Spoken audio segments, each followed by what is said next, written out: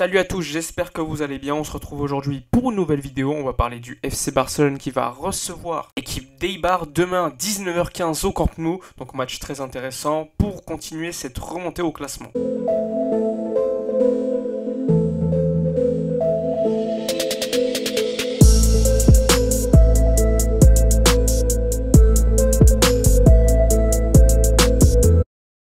Alors le Barça a 14 joués alors que la Real en a joué 16 et Villarreal 15. Donc il y a moyen quand même de revenir 3ème en Liga.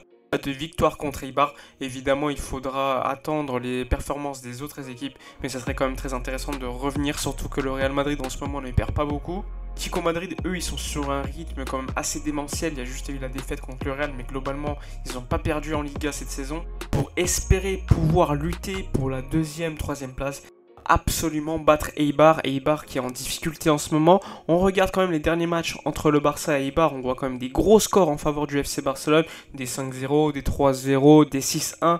En tout cas, le Barça n'a jamais perdu contre Eibar dans son histoire. Il y a eu un match nul l'année dernière, mais globalement, le Barça est bien au-dessus de cette équipe. Dernièrement, Eibar a quand même perdu contre Alaves 2-1, ils ont perdu contre le Real Madrid 3-1, même si le score était un peu plus flatteur qu'on peut le penser. Ils ont fait match nul contre la Real, contre Valence, ils ont gagné contre le Real Betis. Leur seule victoire depuis mi-octobre, donc ça démontre encore une fois qu'Eibar, c'est certes une équipe qui est quand même en difficulté, capable de faire du mal au FC Barcelone, un Barça qui est très irrégulier, qui est capable de faire une grosse performance comme on l'a vu contre Valladolid, mais de l'autre côté on est capable de perdre comme contre Cadix qui avait perdu tous leurs matchs, à part contre le Barça depuis déjà quelques semaines. En tout cas, Mendilibar, le coach d'Eibar, doit être plutôt satisfait puisqu'il n'y aura pas de Lionel Messi. Messi qui est touché à la cheville droite, il est donc resté en Argentine pour se reposer. D'ailleurs, Ronald Koeman en a parlé en conférence de presse. Il a expliqué que c'était plutôt positif que Lionel Messi se repose. Il avait besoin de se reposer, il a enchaîné énormément de matchs cette saison. D'une certaine manière, c'était un mal nécessaire. Alors pour les absents, il y a également Jordi Alba qui est suspendu pour accumulation de cartons jaunes, puisque lors du dernier match contre Valladolid, il a mis un pied assez haut, ce qui lui a permis de recevoir un jaune, donc suspendu pour ce match. Ousmane Dembélé, lui, sera bien convoqué. Encore les absences de Sergi Roberto, Gérard Piqué ou encore Ansu Fati qui vont en avoir encore pour pas mal de temps, donc il faudra être assez patient quant à leur retour. Quand on regarde les derniers résultats d'Eibar, on se rend quand même compte que leur dispositif tactique change énormément. Ils sont capables de jouer en 4-4-2 comme en 4-2-3-1. C'est vraiment quelque chose de très flexible. Quand on regarde leur effectif, il y a quand même des joueurs qu'on connaît plutôt bien. Je pense à Inouï qui jouait au Real Betis il y a quelques temps. Il y a également Kiki Garcia, il y a Exposito, Alvarez ou encore Dimitrovic qui sont quand même des joueurs plutôt connus en Liga. C'est quand même très intéressant de les voir à ce niveau. Il y a également Diop qui peut être un joueur très intéressant. Mais bon, c'est pas non plus une grosse équipe du championnat d'Espagne. Et un Barça en forme, normalement, devrait les manger. La spécificité du Barça, c'est une grosse irrégularité. Ronald Koeman en a parlé en conférence de presse. Il fallait continuer à essayer d'éviter d'être le plus irrégulier possible pour pouvoir remonter au classement. D'ailleurs, profiter pour remercier Lionel Messi après ses propos d'hier. Messi expliquait que l'équipe travaille bien sur Ronald Koeman, qu'on était revenu à du sérieux. Donc ça a plutôt plu à Ronald Koeman qui est plutôt satisfait des déclarations de Messi.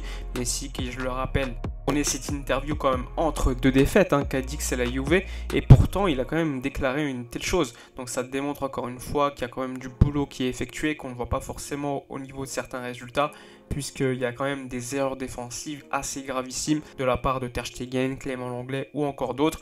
Mais bon, depuis quelques semaines, on revient quand même à moins d'erreurs. Ça, c'est plutôt appréciable. On est repassé en 3-5-2 contre Valladolid. À voir donc Ronald Koeman s'il va continuer cette possibilité. Ça permet évidemment au Barça d'être un peu plus solide. Mais bon, quand de l'autre côté tu n'as plus Jordi Alba et qu'à la place tu as Junior Firpo, ça peut être quand même assez problématique. Il n'y a pas Lionel Messi, donc je ne sais pas.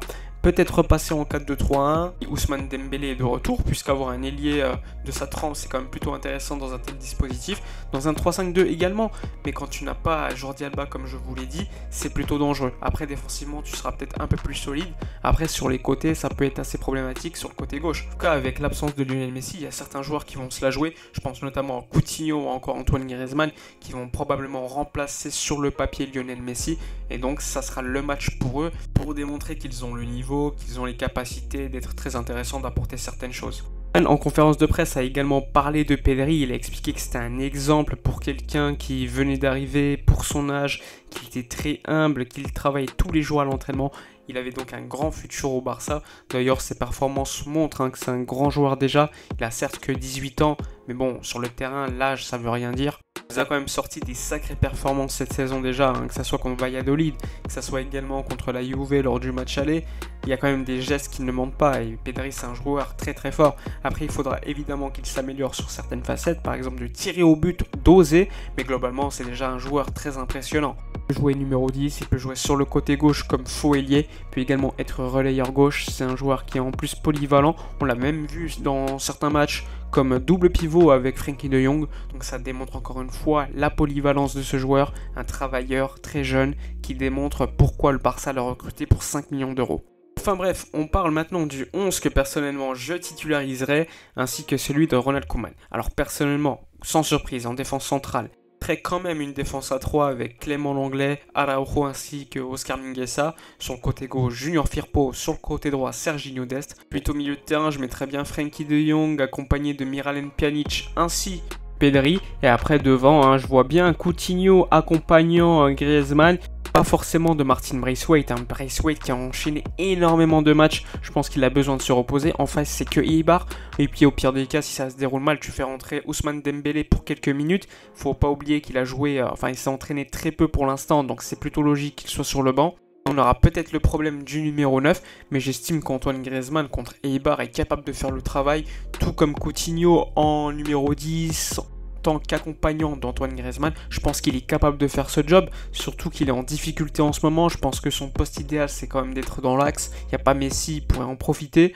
On aurait bien mis sur le côté gauche, mais on a quand même assez remarqué que Pedri était plus intéressant que lui. De toute façon, Pedri est plus intéressant à gauche ou encore en 10 par rapport à Coutinho, mais bon, il faut quand même justifier le fait que Coutinho est dans l'effectif, il faut le faire jouer, il n'y a pas Messi. Donc si tu veux le mettre dans les meilleures conditions possibles, tu mets Coutinho dans l'axe. Donc Pedri, lui, ça le dérange pas, il sera quand même performant même à gauche. Donc c'est pas très dérangeant sur ce point-là. En tout cas, pour moi, ce 11, ça serait plutôt intéressant. Eibar, normalement, c'est pas une équipe qui a comme habitude de défendre très très bas. Donc tu n'as pas forcément besoin d'un vrai numéro 9 comme Braithwaite.